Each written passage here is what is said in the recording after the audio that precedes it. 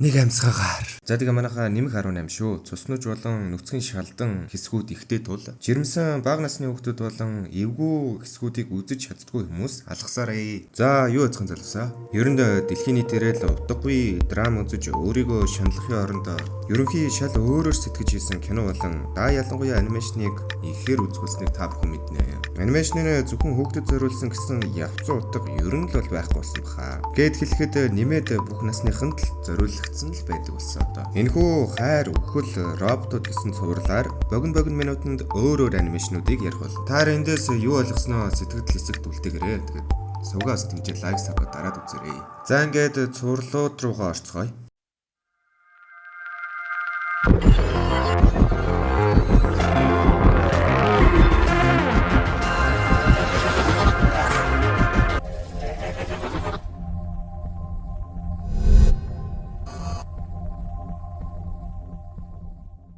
Акила Рифтийн цаана хүмүүн төрөлхтний технологи биднийг оддын хооронд холбож хэдэн 10,000 портлууд үүсгэж хэдэн сая, мянга, 100,000 гэрлийн жилийн зайг цөөн хоромд туулдаг болсон үеэр түүх эхэлдэг. Энэ нь бараг л оддын хоорондын соёл иргэншлийн шатанд хүрсэн ирээдүй юм. Хүмүүс сансар огторгуугаар асар хол зайд аялах боломжтой боловч энэ үйл ажиллагаа нь мэдээж маш их эрсдэл дагуулдаг. Баг зэрэг л буруу тооцоолол нь замаасаа хазаахад хүргэдэг бөгөөд сансар огторгуйн дунд төөрч үхэхэд хүргэж болцсохгүй юм.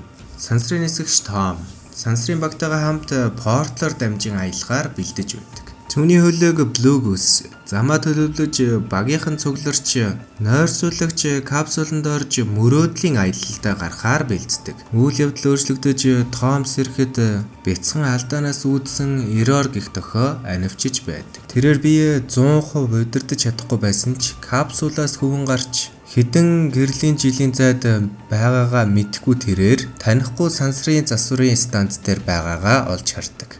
Том мөргөжлүүлэн багийн гишүүнээс сэрэж нойрсож байхад нь яг юу болсон талаар мэдхийн тулд дата өгөгдлийг шалгаж байх зуур автомат хаалга автоматаар онгойж сансрын говцтой хэдэн сансрын станцын ажилчид орж ирдэг. Харин ахлагч нь Томын анхны хайр байх бөгөөд түүнийг Грета гэдэг. Грета орж ирээд гайхсан Томтой тулгардагч Грета ямар ч гайхсан юм байсангүй. Грета тэдэнд хөлгөө онгоц анхны чиглэлээсээ хэдхэн гэрлийн жилийн зайгаар хазаасан л гэж тайлбарладаг. Харин багийн гишүүнөр нь үүнийг сонсоод сандарч хизээч ийм алдаа гарахгүй дээ гэж шийдэмгээ хэлдэг. Гэвч бие махбодын үйл ажиллагаа нь бүрэн сэргээгүй тул өгүүлбэрээ дуусгахаас өмнө ухаан алдан ундаг.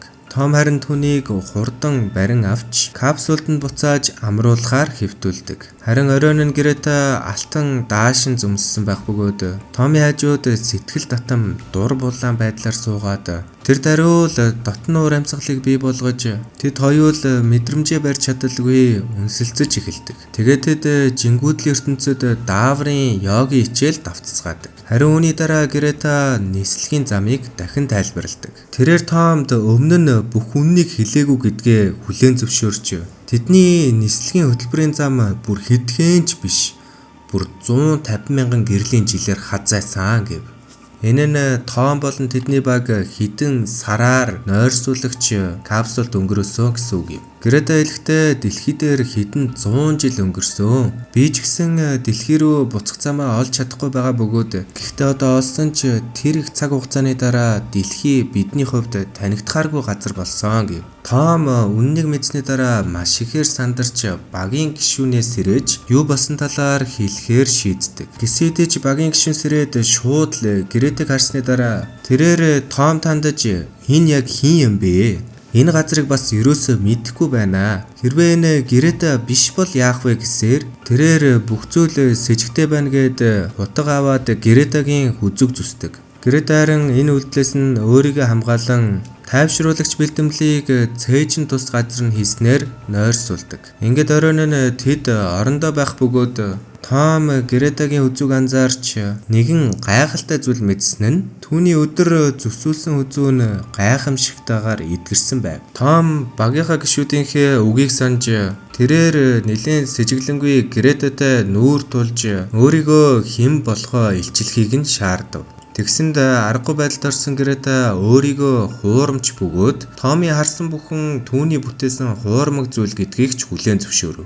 Том үннийг мэдхийг маш их хүссэн ч Грета хариуд нь үүнийг хүлээн зөвшөөрөхөд бэлэн бишээ. Цаг нь арай болоогүй байна гэж хэлдэг.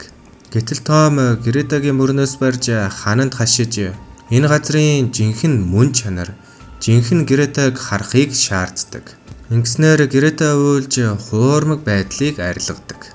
Жинхэнэ Том сэрэхэд тэрээр туранхай, ноорхой хувцастай эцэж ядарсан байх бөгөөд эргэн тойрон нь тэр чигээрээ балгас болсон бөгөөд багийнх нь гишүүд нь харин нойрсуулагч капсулын дотор хэдийн үгсэн бөгөөд бүр арга яс болчихсон байдаг.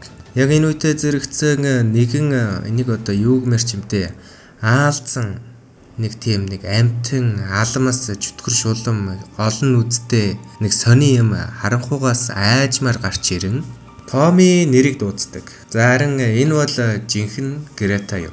Ингээд үүнийг харсан Том хашгирснаар энэ хүү төг маань дуусдаг. За тэгээд эцэст нь элэв шид шиг хуурамч байх уу? Эсвэл хичнээн аимшигтай бүр хогийн байсан ч үннээрээ байх уу? Ер нь тэгэл үннээрээ л байсан дээр дээ. Амар. За тэгээд анимашн юу гэж бодож байгаагаа сэтгэл хэсэгт үлдээгээрэй. Тэгээд лайк, subscribe хийхээ мартвээ. Дараагийнхаараа уулзлаа. Түр бай бай.